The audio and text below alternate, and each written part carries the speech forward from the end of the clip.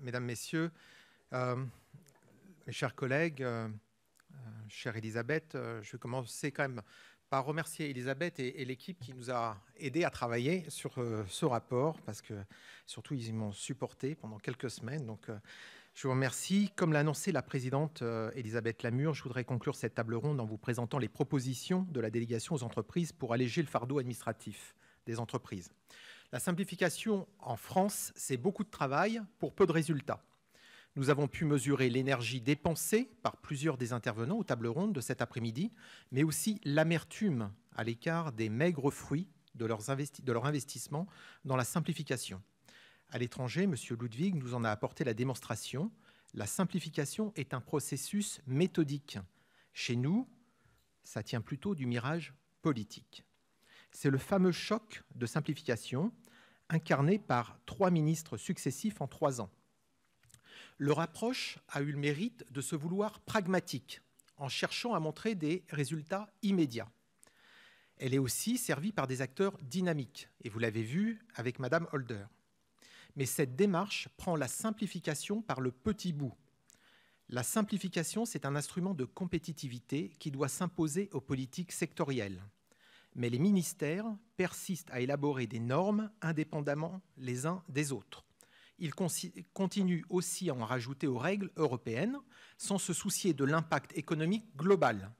Bref, les acteurs de la simplification s'épuisent en vidant la mer avec une cuillère, comme l'a rappelé Agnès. Depuis la loi organique de 2009, pour vérifier l'opportunité d'une nouvelle législation, une étude d'impact doit être présentée. De même pour tout nouveau texte réglementaire. Le principe semble acquis, mais les ordonnances, les propositions de loi et les amendements y échappent encore. Surtout, l'exercice reste trop formel pour être utile. Ces études d'impact sont de qualité inégale, elles sont réalisées au dernier moment. Le Parlement ne s'en est donc pas emparé. Et la qualité de ces études d'impact n'a pas pu être améliorée par le contrôle qu'exerce pourtant dessus le Conseil constitutionnel, le Secrétariat général du gouvernement et le Conseil d'État. Il l'a lui-même reconnu dans sa dernière étude annuelle. Madame de Saint-Pulgent ne le démentira pas. Si bien que notre pays continue à légiférer pour un oui ou pour un non, et avec entrain. On a encore vu là récemment que même les régions s'y mettent, avec la clause Molière. Vous voyez, on vient sur les chantiers, voilà, inspection du travail, montrez-moi vos papiers. Bonjour, ici vérification de la langue française, récitez-moi le corbeau et le renard. Enfin, il y a un moment, il faut travailler, quoi. Donc vous n'avez pas fini de devenir fou. Alors, quant à l'évaluation rétrospective des lois, chère à Roland Moreno, on l'a appris à midi, elle est loin d'être systématique. Même si tout n'est évidemment pas chiffrable, il n'y a que la comparaison dans le temps et dans l'espace qui permettent de mesurer l'écart produit par une réglementation publique. Dans ce contexte, annoncer la suppression d'une norme pour toute norme nouvelle, la fin des surtranspositions des textes européens et la généralisation des tests PME ne peut que créer de la désillusion. Pour s'attaquer à la simplification, la France traite le symptôme plutôt que le mal. Nous devons assumer notre responsabilité collective et aussi nous interroger sur nos méthodes, sans quoi le fardeau administratif des entreprises ne pourra pas être allégé. Nous proposons donc 4 étapes pour arriver à bon port. Première étape, penser la simplification comme un processus qualité. Ce n'est pas à vous que je vais l'apprendre. Quelle entreprise peut fonctionner sans un service qualité ? Ce n'est pas par hasard si certaines entreprises réussissent et d'autres disparaissent.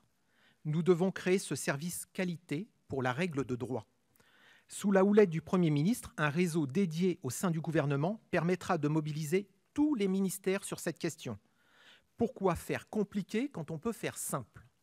Sa première mission sera de chiffrer la charge administrative supportée par les entreprises. Il s'agit de savoir où nous en sommes et de pouvoir nous comparer avec nos voisins. Je vous pose une question. Comment savoir où aller si vous ne savez pas où vous êtes ?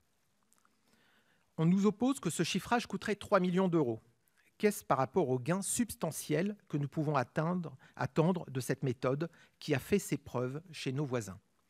Nous pourrons, là, ensuite arrêter des objectifs de réduction nette de la charge bureaucratique, comme l'a fait par exemple l'Allemagne, 25% en 4 ans, ainsi que des indicateurs et des règles pour y parvenir. L'établissement d'un plan de réforme global au début de chaque mandat évitera que des dispositions juridiques applicables aux entreprises soient modifiées plus d'une fois lors d'une législature. Leur impact sera étudié en amont, leurs objectifs seront chiffrés et les indicateurs à suivre définis. L'étude d'impact deviendra ainsi l'outil principal de qualité de la norme. Une clause de révision devrait aussi être insérée dans chaque loi pour évaluer son efficacité dans les 5 ans suivant son adoption.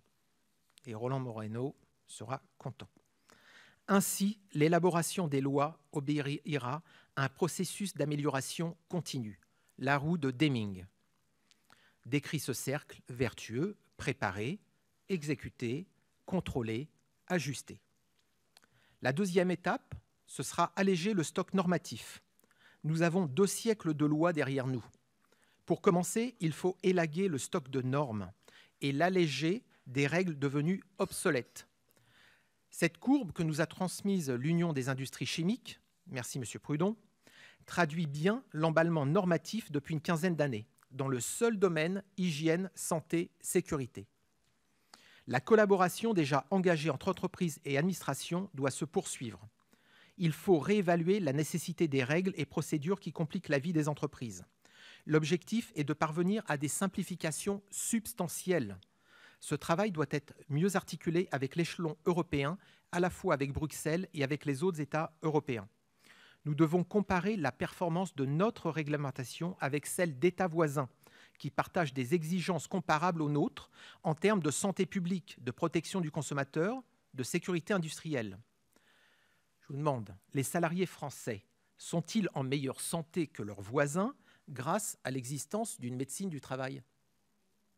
Premier employeur de France, Éducation nationale, n'en a pas de médecine du travail. Nos raffineries pétrolières sont-elles plus sûres grâce à une législation plus stricte? Non. Les raffineries françaises concourent pour 26% des accidents en Europe, alors qu'elles ne représentent que 10% des sites. L'efficacité des règles juridiques doit s'apprécier à l'aune des résultats concrets. Troisième étape, concevoir la régulation au service des entreprises.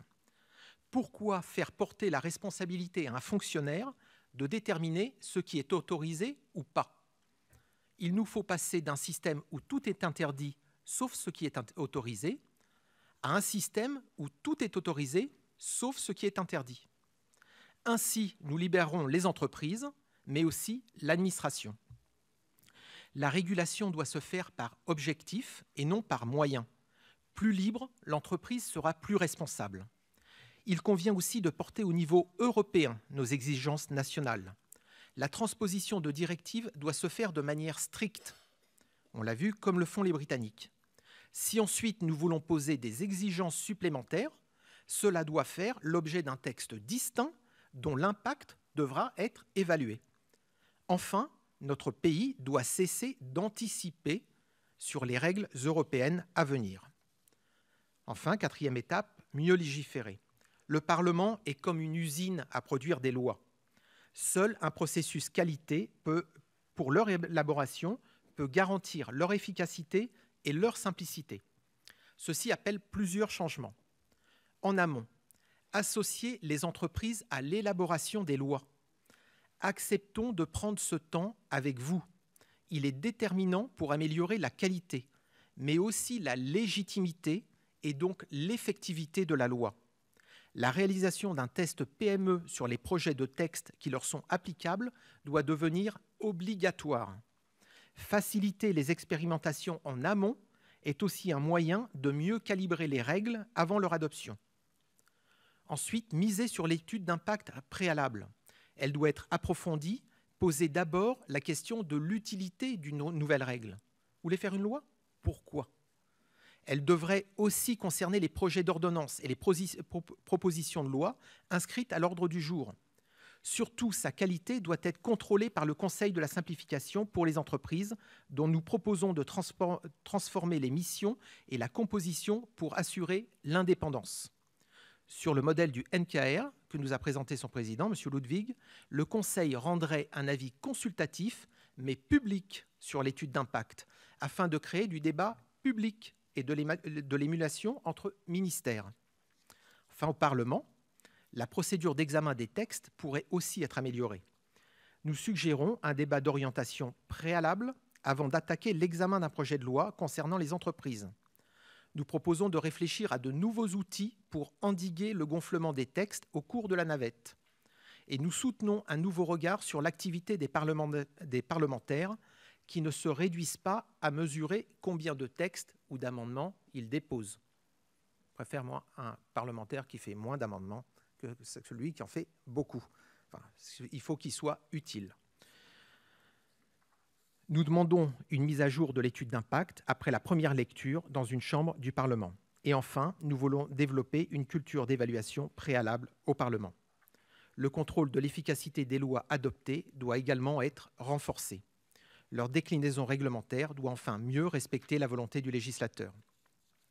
Voici l'essentiel des propositions qu'avance la délégation sénatoriale aux entreprises pour simplifier efficacement et libérer surtout nos entreprises.